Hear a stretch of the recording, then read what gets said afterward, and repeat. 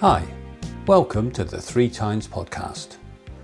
Today my guest is the singer-songwriter Chris Kelly. Based in Hexham, Chris started playing music and writing songs in a school band that achieved significant local success. Sadly, as so often happens, the band split when the members left school and went their separate ways. Throughout his time studying music at university, Chris's writing and style evolved in line with his solo performances, and he is now known for his carefully crafted lyrics and personal songs. Chris recently released an EP of 5 songs called The Middle of It All. It's available on his page on Bandcamp and on Spotify. You can also see him perform on his YouTube channel. Chris often plays gigs in and around Tynedale and Tyneside, so do check out his pages on Instagram and Facebook to find out when. Chris recorded 2 songs specially for the podcast, both of which are on the EP. They are All I Ever Meant to You and When It Rains. All the things that happen to us when we were younger, it makes us who we are. It's no bad thing, we made it to the other side. So many people falling down by the wayside, losing their goddamn minds in a record time. Is that alright? Spending way too many months waiting for the doctors to put you back on the pills again. What's the use in doing anything? So we'll drink ourselves to sleep whilst finding any other way to get through the night. It's not alright. And now I'm lost in the middle of town, crying in the street, I don't wanna drown. And I'm so tired, I just wanna sleep, but I know there's a place for me.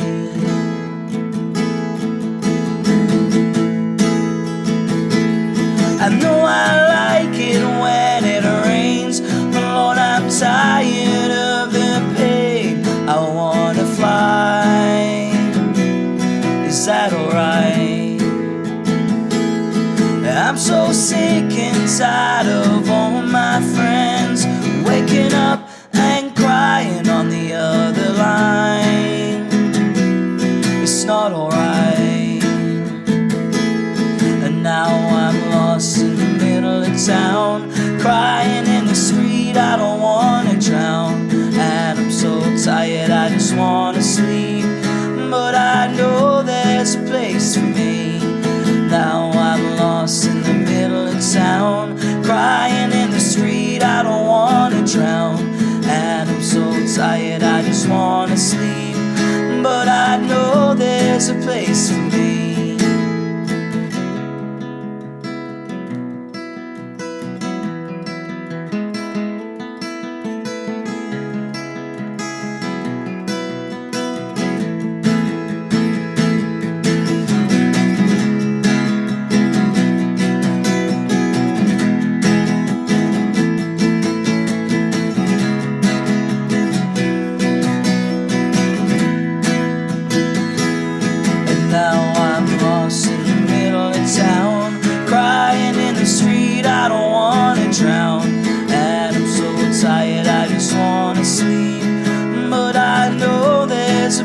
For me.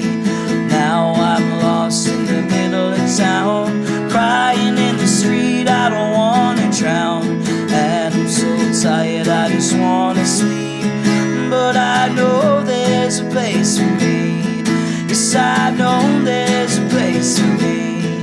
Yes, I know there's a place for me. Yes, I know there's a place for me. Yes, I know there's a place for me. Chris Kelly. Hello. Thank you for talking to Three Times podcast. Thank you very much for having me.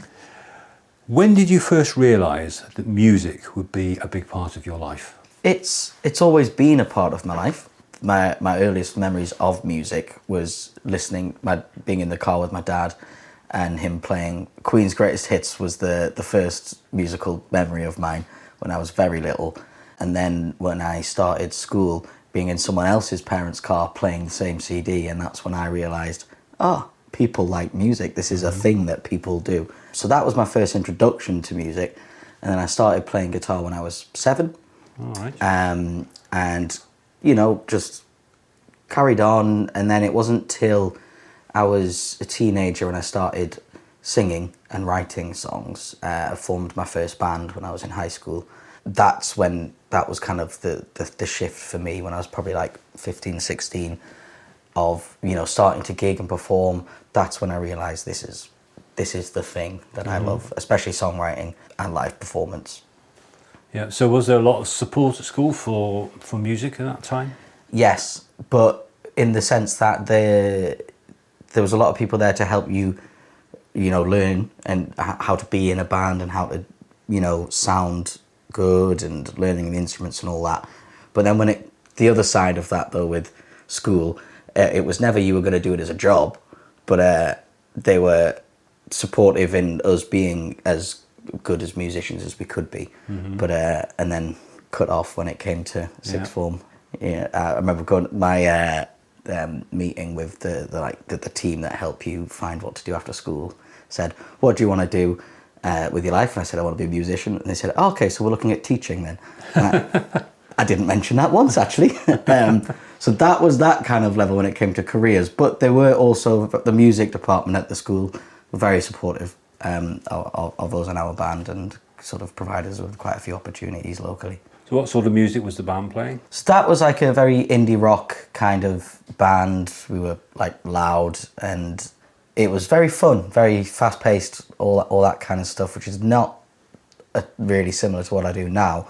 But yeah, we had an amazing drummer at the time who would, you'd turn around and be surprised he's still awake or not passed out, because he would really go for it. So that was a lot of fun, yeah.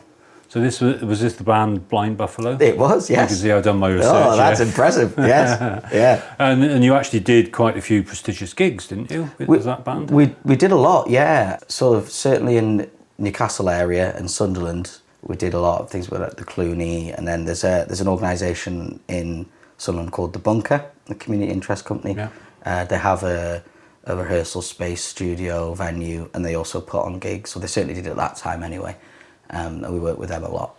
They still do put on gigs. They've got a YouTube channel, haven't they? Yes. Live at the Bunker. Yeah. Which features local bands. So how did Blind Buffalo progress? Well, it was very, we were young, so it was we were just doing everything and anything we could. We released a couple songs that we'd recorded ourselves, and then it just got to the time where we all went to university, and that was that. And towards the end of it, I'd been focusing a lot on writing more acoustic-based music as well, as just as an aside. And then when I went to university at Manchester, studied songwriting. When that happened, that was where I realised I couldn't really write those poppy indie songs anymore. It just wasn't. I feel like I wrote those songs for that band, and without that band, it just didn't come naturally to me anymore. So that's when I sort of shifted over to doing what I do now. So at this songwriting course, it doesn't sound from what you said as though they taught you the nuts and bolts of songwriting so that you could turn your hand to whatever you felt need for, but you carried on writing songs that you felt that you wanted to write. Yeah, there was the reason why I chose that it was at BIM, which is a music college. The reason I chose that course out of all of them was because it was quite varied. So there was a lot of production stuff in there as well, business and marketing, and also the songwriting parts and performance. When it came to what you mentioned about sort of learning the theory behind it all to apply to different genres and contexts, that was mostly to do with more commercial stuff, film and TV, radio. And you did a lot of stuff of writing in a certain genre, but it was more about supporting what you wanted to, Yeah. the kind of Yeah. music you wanted Yeah. to create. So what happened when you completed that course? What was the next step? So I started the solo project, but when, I started it pretty soon after I moved there, but didn't really get going until my second year, or at least halfway through the second year, to be fair.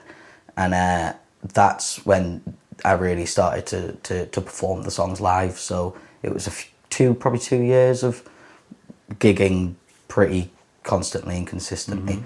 And then I released an EP there that I just did at the university. It's not out anymore. It has disappeared. We put that out, and that was really well received. But then I graduated October 2019, and that's when I moved back to the Northeast. I was living in Newcastle and started to gig up here again, and it was like starting complete fresh, because it had been 3-4 years since Blind Buffalo in the Northeast. So I did that for a couple of months, and then COVID happened. Right. So yeah, I got back here in October 2019.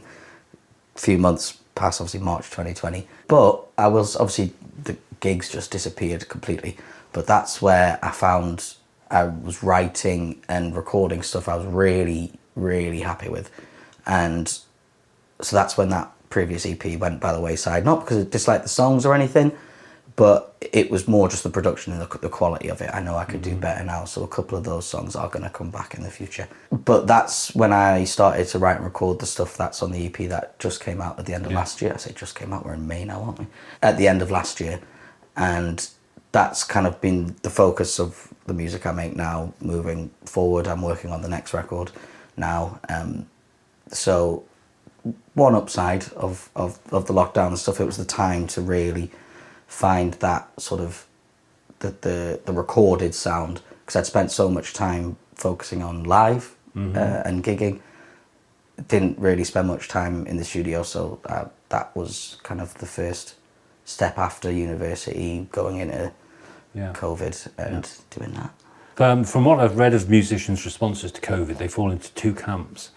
One is a complete depression and inability to do anything, and the other is a sudden opportunity to do lots of things that they didn't have time to do before. So you fell into the latter camp. Yeah, definitely. I mean, personally, I hated it. Obviously, very isolated time. But I will say the music side of it was actually very beneficial for me. And you notice things now when it's like, I used to be able to, I'd do a full song in a couple of days. But now it's, I'll come back to it next week when I've got an afternoon, or, the time was great. So did the greater understanding of technology change your songwriting at all? Not necessarily the songwriting, but the arranging and the production. So I record all my own music and engineer it. I don't mix or master it, but I do record all of it, and that's something I wanted to do. And I play all the instruments apart from the drums, because I don't have the rhythm for that.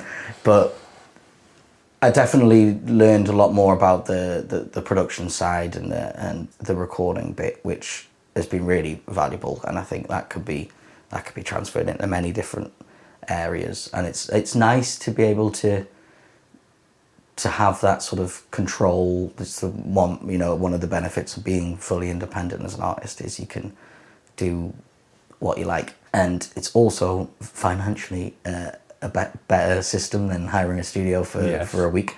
So I really love doing that, recording myself. But then the mixing and mastering, to me, it's like a dark art. So I'll get someone else to do that. Well, there's lots of people who say you shouldn't mix and master, especially master your own stuff, don't they? Yeah, especially considering I'm recording it all, performing it all myself. And then I have my drummer, Tom. That's it. And you need second opinions, and, definitely important. So I'll record it, then that's me done. Send it off to other people then. Now, you mentioned that you were gigging all the time. How did the gigs come to be? How did you get so many gigs? It's all based on the location of where you are, So with the Blind Buffalo stuff, we got in with a lot of people, other bands who are our age, so it kind of came, one band was putting on a show, you'd support, and then we'd put on a show, they'd support. So it's very sort of community, young people focused, which was really fun. And then for the solo stuff, starting in Manchester, then moving on to where I am now, kind of moved, I guess, up a sort of level, working with promoters and touring artists to build that sort of base level of support slots, and then putting on my own headline shows, which I don't do very often, but when I do, I just do that independent, hire the venue and go that way, as opposed to working with promoters for headline shows, just because it's not something I do often enough. Yeah, with support slots is the best place to, you know, find an audience and people who might be interested. And that usually comes about working with venues and promoters, and a lot of emails that not all get replied to. Well, you supported the Blockheads, I saw, at the Riverside, and Chris Helm. Yes. Was that at the Cluny? Yeah, that was Think Tank. Think Tank, sorry, yeah. And you have played at the Cluny, haven't you? I have, yeah. So these are quite locally prestigious venues, aren't they? Yeah, and lovely. Riverside's closed now, which is a shame. It was one of the last shows there, but there's some brilliant venues in the Northeast, and it's hard. I know from friends who are musicians who live in other parts of the country, they find it hard often to come to Newcastle and fill a space. It seems to me more of just like the culture of going to a small artist in a small venue, and that's across the whole country. And that's why you have things like Independent Venue Week and the Music Venue Trust, who are really trying to support those places and fill rooms, because that is where everything starts. You know, the big acts of tomorrow will start in a small venue. And I do think we've got some beautiful ones in the Northeast. And the alternative to small venues, it seems to me increasingly, is the pub. Yes. Is that a good source around these parts? It really is, and it's because the pubs, I find that you always get the opportunity to play, but there is a lot of the pub stuff is people want to hear covers, and that's very understandable, because that's, you know, if you're just going for a pint on a Friday, that's probably what you prefer to hear. So it's a great place to play and perform live music.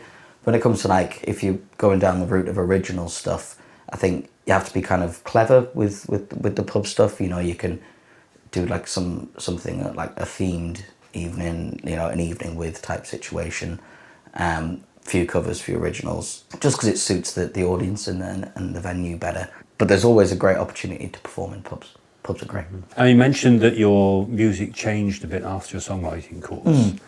What kind of influences were brought to bear at that time? Can you remember? Yeah, so it was more the songwriting. I feel like as the bare bones acoustic guitar and lyrics and melody, that stayed pretty consistent. But it was the full band aspect of it, which was a lot of sort of, I mean, a lot of American music is kind of very, that's the stuff I listen to most, your Springsteen, your Tom Petty. But then the sound I wanted was more of a modern take on that. So like, it's like City and Colour, and then also on this side, Sam Fender. I love Sam Fender. Trying to meet somewhere in the middle of like more, I don't know if traditional is the right word, but songwriting, you know, 4 chords, guitar, honest lyrics. And then I wanted to put a bit more of I guess like an indie band kind of thing behind it and meet somewhere in the middle. That's what I spent a lot of time working on in the lockdown. So tell us about your EP, which came out last November, I think. Yes, yeah. So The Middle of It All is what it's called, and that was the tracks that I've had for quite a long time. So it was nice to be able to put them all together. 3 of those songs were already out as singles. It's a 5-track EP. I got to the point of wanting to do a body of work, an EP, and thinking it started off with I was just going to do all new songs, but that's when I did All I Ever Meant to You, which was the lead single off that EP, and got that finished and thought actually I'd really like them all to be together as a body work, because those 3 that were already out, they were like, I sort of viewed them as a trilogy, 3 songs that were kind of linked and similar and all written and recorded at the same time, so the same time of my life. And then I had these couple of newer ones which I felt, even though some time had passed, it was still the same sort of larger chunk of my life. So I wanted to put them all together, put that out, and then, you know, move forward afterwards. So there's the themes on that record are pretty consistent of early 20s, which is past now. Early 20s, trying to find, just find your place in life and the world. Trying to be realistically optimistic. And that's so songs like Better Days, that's all about, looking at hardships in life and accepting that they're there, but still keeping an eye on the future, moving forward. And that's kind of the main theme of that record. That's why it's called The Middle of It All. It's a lyric from All I Ever Meant to You, and it's just feeling like, right, there's a lot going on in personal life and the world right now, and just trying to find my place in that. That's the main theme of that record. So what was the process for writing the songs? It's always the same for me, really, of sitting down with my guitar and just ad-libbing until something comes out. Usually, I always like to finish a song quite quickly, and then you can tweak it after the fact to make it sort of better. But if it doesn't come to me, like I'll get a chorus or a verse and go, yeah, this is worth pursuing. Then I often leave them, got so many half-finished songs that it's like, that's a great verse, it's a great chorus, but the time has passed, got to let it go. Mm-hmm. But for those ones, they all came quite quickly.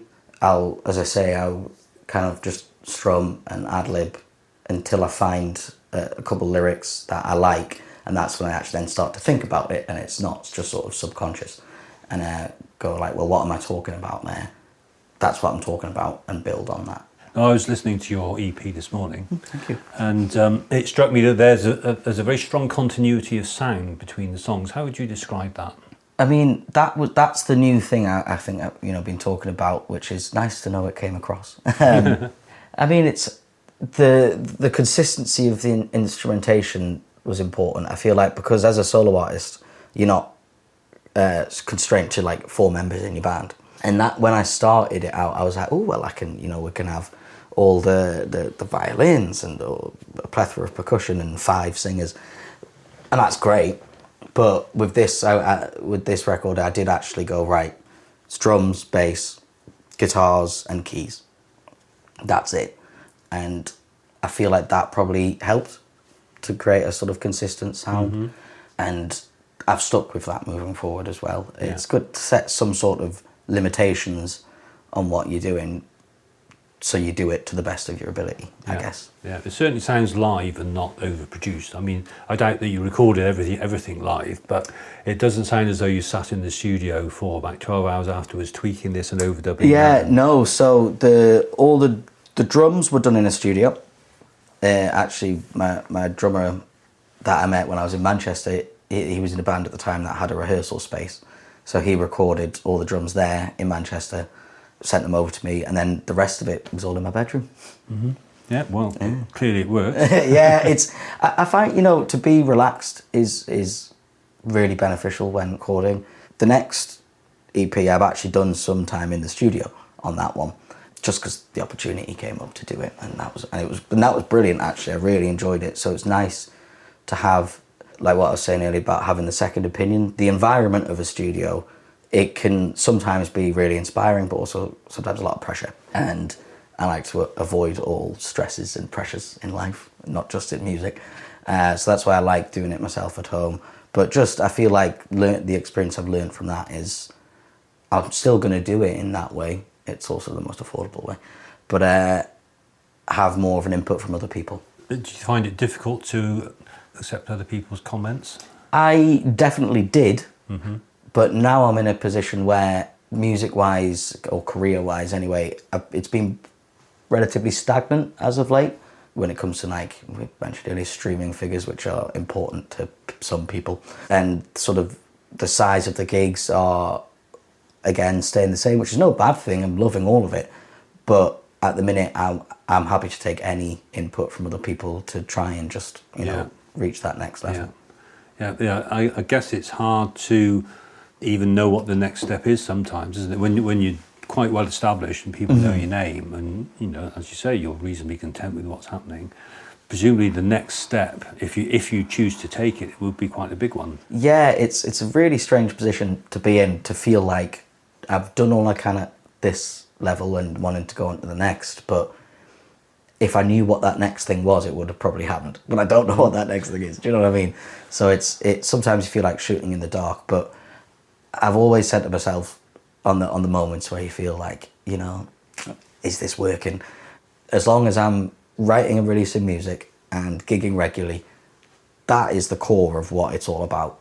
And that's what I want to do. I want to perform and share my songs and put them out. So as long as I'm doing that, that's the goal. Yeah. But ideally, to get more people in listening and coming to the shows, that's the progression.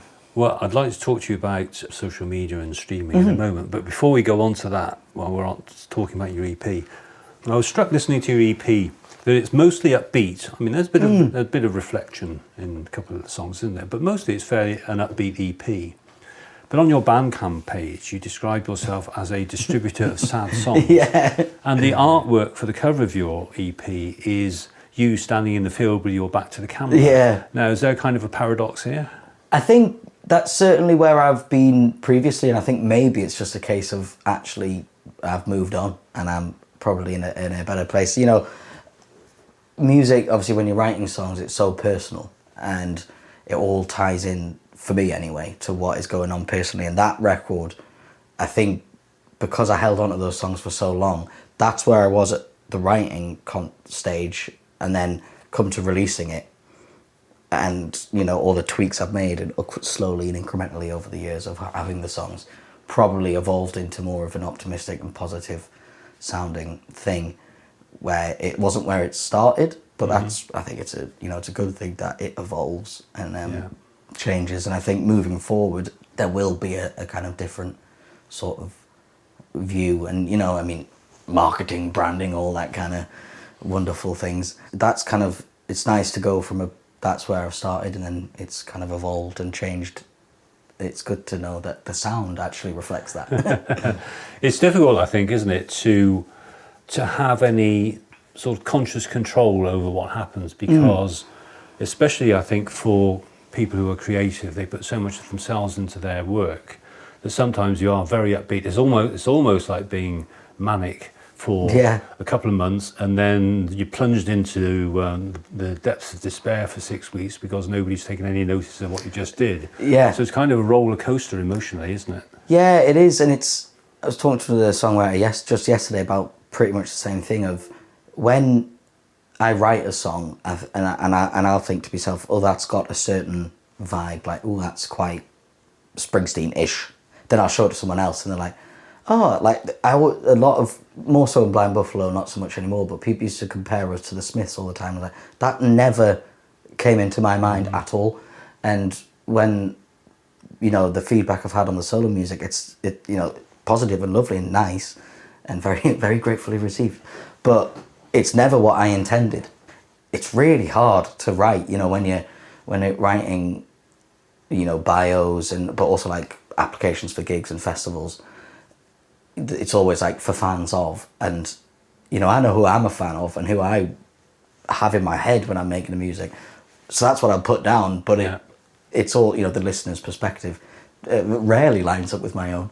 It's not a bad thing at all. I did think it's really hard to, you know, compare yourself to others, because it's all I know. The songs that I'm writing, that's all I'm capable of writing, and it's what I want to write. So when you've got to, because you do in the sort of industry side of things have to follow a certain direction, which you can, you know, copy from other artists, but I find it very hard to find which one it is.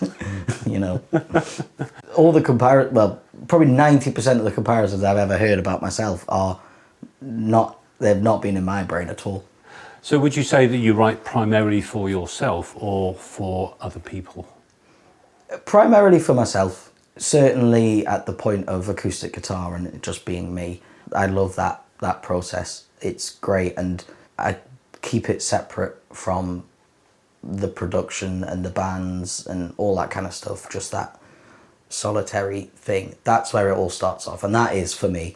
And then I think with the middle of it all, I had a little sort of niggle in the brain of wanting it to sound, not bending my work to suit other people, but there was an element of wanting it to be appealing in a sort of not like a mainstream, if that's the right word, kind of way. I don't think it's a bad thing, as long, you know, it doesn't take over completely. And it was my choice to do that. It wasn't someone else's. It starts off, the writing and the songs, that is for myself and to process my own sort of life. Yeah.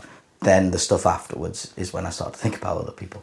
So getting your music out to other people necessarily involves social media these days. You're quite active on Instagram and Facebook, aren't you? Yeah, they're great tools. They're just really difficult. You know, I find like there's a lot of good and a lot of bad on social media. I think the bad, for me, I more see as like a personal thing. My own sort of view on the world. It's so intense and it's constant, and that's like crazy, really. That you can just see what's happening in Australia now. We could do that, and that's just crazy. But as a musician, it's a great business tool, but it's really hard to do it successfully because you've got to be on there all day, every day, pretty much. And that is not good for your brain. That's true. I find it increasingly hard to follow people because my account is overwhelmed by adverts and suggestions from, and it's the same on Instagram and Facebook because they're both Meta. Yeah. I have to scroll through several adverts and many more suggestions of other things that I might like, which seem to include a lot of bungee jumping, cuddly dogs, and things with alligators and jungle animals and this, that and the other, and which I show no interest in, and even football. I haven't played football since I was about 4. But somehow Mark Zuckerberg seems to think there should be something on my feed. And I have to struggle to find the artists that I want to follow through that noise. I know exactly what I mean, and I've made myself a private personal Instagram recently just for that reason, so I can have just a music space, because I'm a big Star Wars fan and Lego is a big part of my life, and so my Instagram is predominantly Lego and Star Wars. And I want music, so separating them off. I can only think of 3 examples of artists that I've become like a big fan of because of their social, specifically Instagram, because it's just hard to like. There could be so many more. There's thousands on there, and I can only think of 3. It's the best way to find out about gigs and new releases. I find. Yeah, most of the sort of information I get from artists that I follow and like is social. Yeah. So when you're trying to get gigs, venues want to know how active you are on social media. And the other thing they want to know, curse them, is the number of streams you've got on Spotify. Is it usually Spotify or is it Apple Music too? Spotify, and it's because it's public. It's on the page. Right, yeah. And I think that to me is a real issue. Even like the demonic social media companies have Instagram and Facebook. You can now hide likes. The number of likes you've got for that exact reason. But with Spotify, it's just there on the front, and that has a massive impact, you know, on the booking. I know myself, because my streaming numbers on there aren't huge. It's bizarre. I can fill a room for a live performance, but then after the fact of listening to it, that's really tricky. But because it's listed, your monthly listeners on the front of the page, I think it's a really bad thing. If we were to remove that, it would be more democratic, I feel, you know, of just the quality of the music. But if your monthly streams are below a certain number, you're just not going to get looked at by some people. Yeah, well, I think that's a really, really negative thing, because small venues now are the gatekeepers for developing musicians, whereas, I mean, there used to be other outlets, but small venues now have a stranglehold on how quickly people can develop. And they're looking to social media, streaming platforms, as for somebody else to do their work for them. So instead of listening to demo tapes or doing their own research about an artist, they just look on Spotify and say, oh, they haven't got 1,000 streams, I'm not going to bother. Yeah. And that's like the first hurdle for people to overcome, and it's completely wrong. Yeah, it is. And, you know, people talk about the sort of the relevance or necessity of record labels now, certainly on a smaller level, because you can obviously release your own music now without a record label. But that work that they used to do on developing artists now is just put on the artists themselves by them at a very early stage. Yeah. Which is it's difficult because you've got to be a musician, a marketing expert, a business manager, a promoter, and all these things in one, which is great and fun. It's just hard. Yeah. You know, I don't know what the alternative is. It's just a difficult system. Speaking as an old person, I've never felt the need for social media in the first place, and things like TikTok.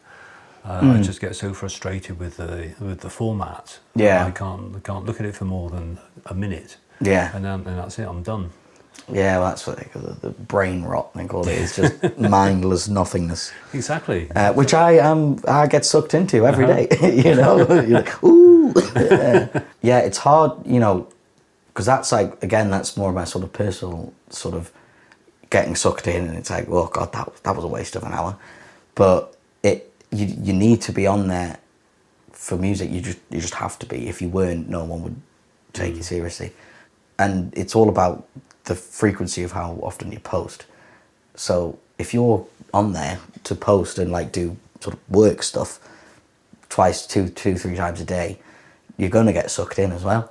And, you know, it's like an employer wouldn't just, you know, give you something that's dangerous as part of your work. Well, sometimes they do. But, you know, generally speaking, but it is bizarre that it's just so big, I think. Yeah. Creepy, I think. I think it's creepy. That's what I don't like about it. Yeah, it's the sheer volume of it, I think, for myself. It's like, how can, when you've got so much of everything, does anything mean anything? You know? I don't think it does, because you can't give it the attention, and if you can't give it attention, then it's meaningless to you, isn't it? On a more cheerful note, what do the next few months hold in store for you? So, few summer shows outdoor, which is always nice. Touch wood, so far we've had good weather this year. In Hexham as well, actually. I'm at the bandstand on the 6th of July, and then I'm going up to Barnard Castle as well, as part of the Withams Summer Festival in August, and a few more summer shows, more locally. And then back end of the year, or sort of autumn, winter, is when the next release is going to be coming out. It's nearly finished. I'm really excited about these ones because it's 2 old songs, 2 brand new songs, and these will be the last 2 old songs as well. That's everything. Right. Okay. So everything moving forward will be all brand new and stuff. And I feel like having these 2, one's going to be a single, one's an album track on the next EP. It'll just feel nice to have them out there, and that'll be followed by, got some penciled in exciting shows for October, November to go along with that release across the country. So you mentioned a single versus an album track there. What's the purpose of a single these days? How do you promote that kind of track instead of an EP? For me personally, this is my experience of doing it. You know, artistically, the EP is the art. That is the work you've created, or the work I've created, and singles and then moving on to EPs or albums, for me it's purely just marketing and business stuff. I would just release them all together because that's the way that they are in my head. That's the body of work. But the single thing, it's all just about building up to the record, and that's completely fine. You know, it hopefully helps to build, and you get a better response for the full piece of work. So you get like pre-orders and all that kind of stuff. Exactly. It's more of a marketing tool, really, in my head. And is that going to be the same instrumentation as on your EP? Just thinking off the top of my head, there's no. Yeah, it's all consistently sort of traditional band format. All of it is with a full band, drums and everything, electric guitars. But the one difference I'd say actually is the acoustic guitars are a little bit more at the forefront on this new record. As like it's on the middle of it all, acoustic guitars kind of like buried in the back, apart from on Amanda, one song, which is an acoustic song. And then you've got rhythm electric and lead electric. Whereas on this new one, I've kind of like got rid of the rhythm electric guitar, where it's just going to be acoustic and then lead on the electric. So that's one slight shift. Well, I wish you the best of luck. Thank you very much. Chris Kelly, thank you for talking to me. Thank you very much for having me. Pleasure.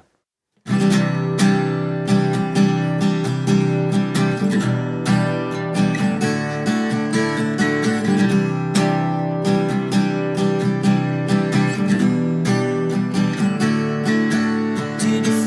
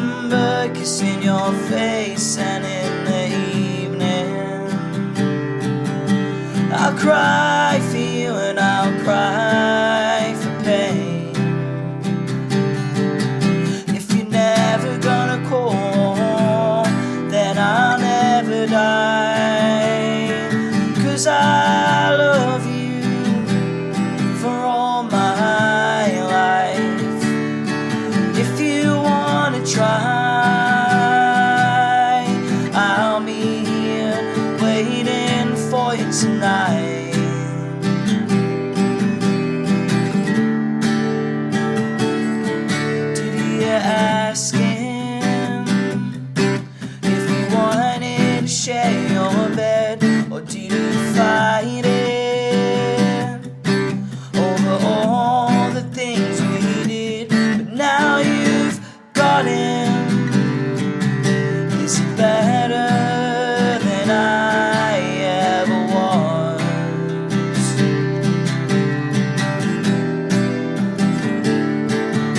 If you're never gonna call, then I'll never die.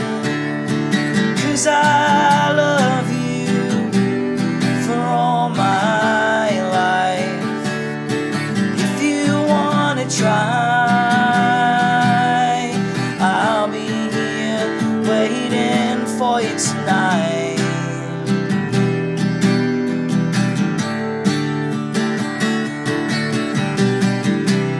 I'm in the middle of it all. Do I wanna love or to be alone? Is this all I ever meant to you? I don't care if I fall, 'cause when I'm without you, I'm nothing at all. Is this all I ever meant to you? If you're never gonna call, then I'll never die. 'Cause I love you for all my life. If you wanna try, I'll be here waiting for you tonight.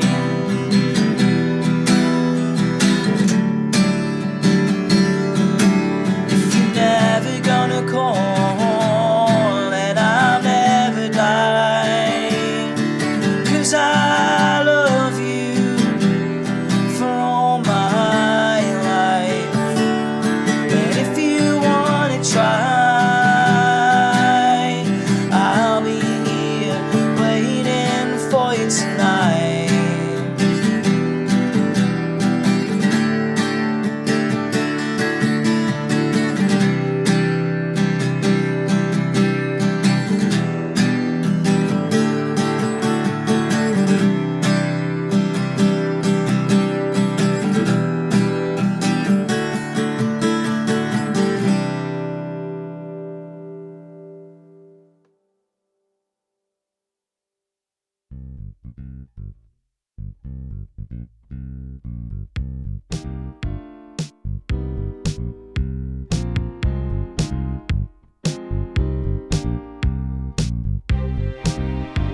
Thanks for listening to the 3 Times podcast.